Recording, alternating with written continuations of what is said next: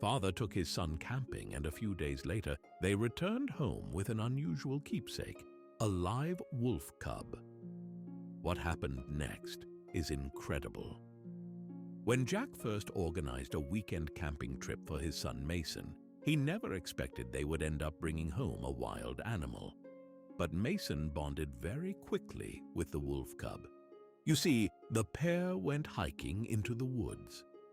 When they began their camping adventure, Jack led his boy deep into the forest until they found a nice clearing where they could set up camp. They pitched their tent, and as the sun dipped lower towards the horizon, they built a small fire.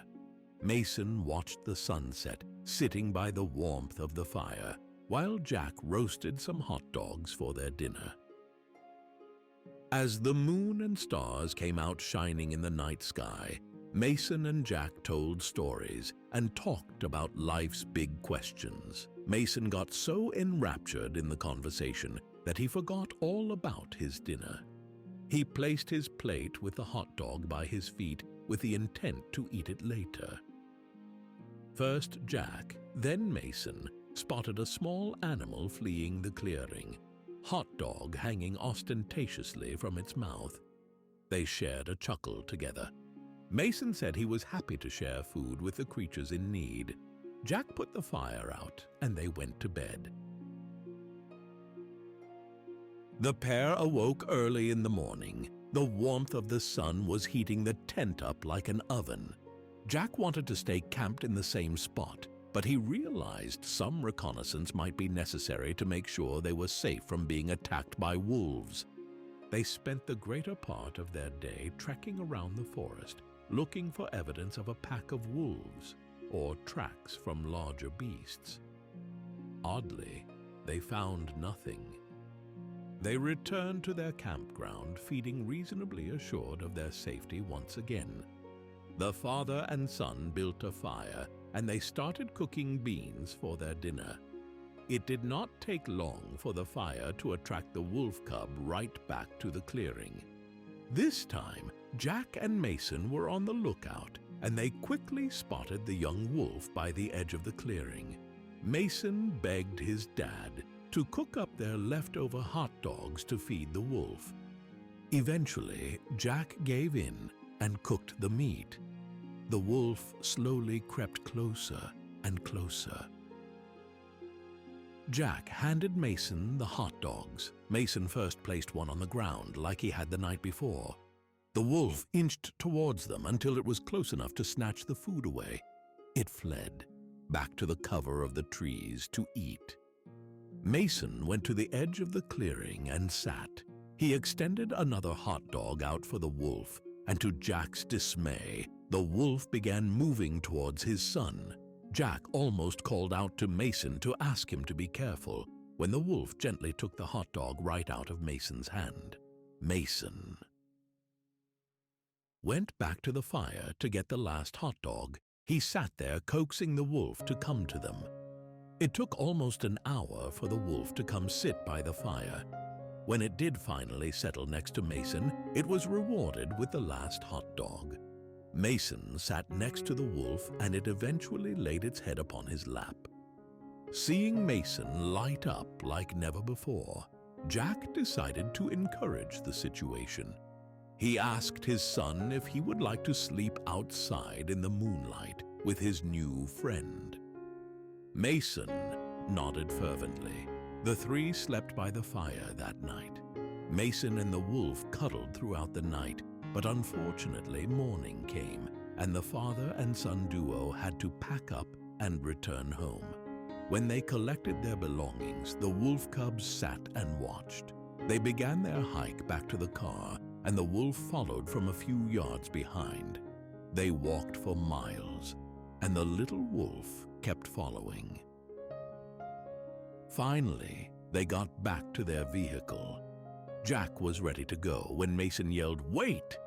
He opened his door and, to everyone's surprise, the wolf jumped onto his lap. "He doesn't have a family.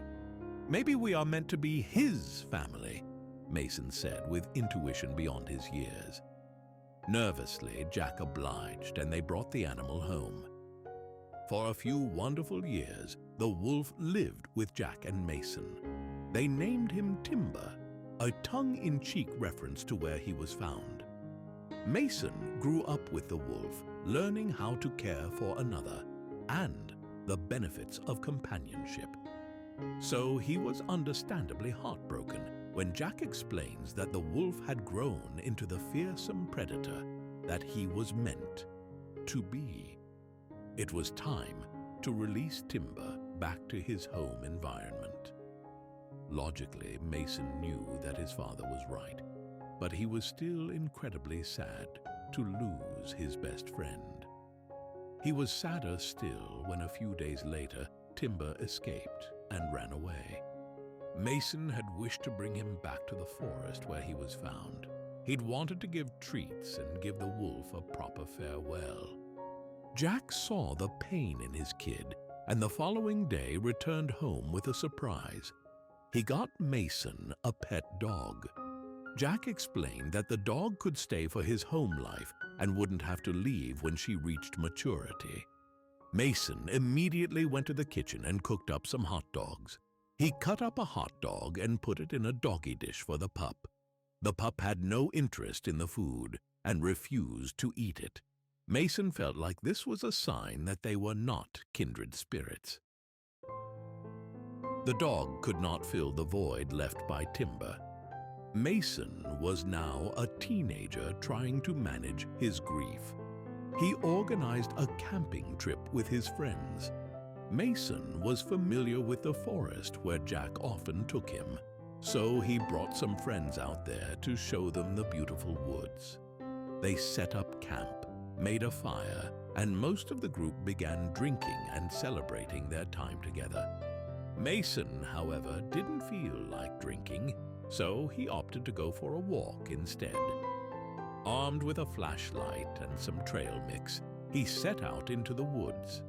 Mason's friends grew concerned when a few hours had passed and Mason had not returned, so they put out their fire and searched the forest for their friend.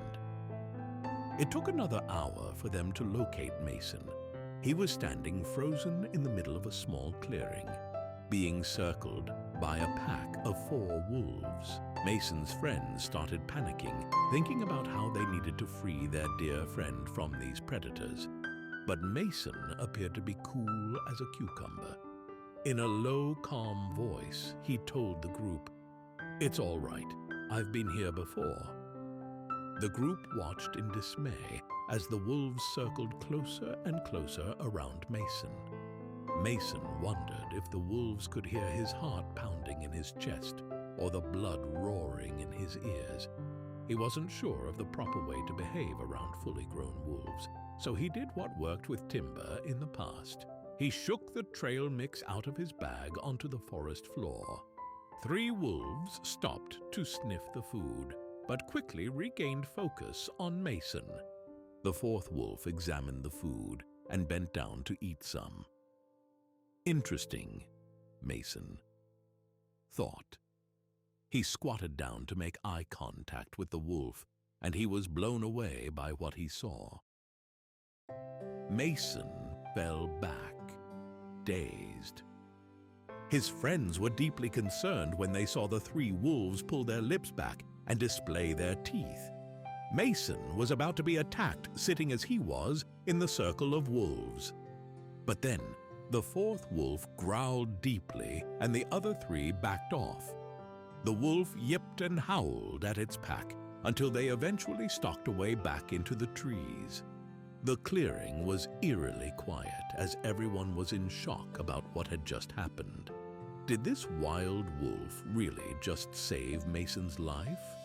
Mason rose to his feet and approached the animal, hand shaking from adrenaline. He reached out. On the wolf bowed its head as the wolf let Mason pet him. Mason confirmed his theory. "You won't believe the incredible reunion that just took place." "Hello, Timber," Mason said with tears in his eyes. He bent down and hugged Timber, and for a few short moments, they enjoyed each other's presence. That is, until Timber licked Mason's hand and bounded away back into the woods.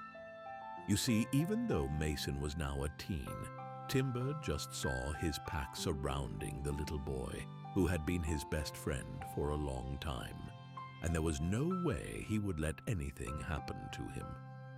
Still taking in what had just happened, Mason wiped the tears from his cheeks and finally said a real goodbye to his sweet pet. He realized that Timber had found a new family. He realized the Timber was happy now back in his natural environment.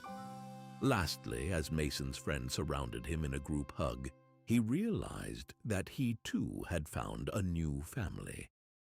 As the group of friends returned to their campsite, Mason texted his dad to explain his encounter with their favorite wolf and the incredible realization he had that family is a love and support that can be found in many places and expressed in many ways. And for that, Mason was eternally grateful.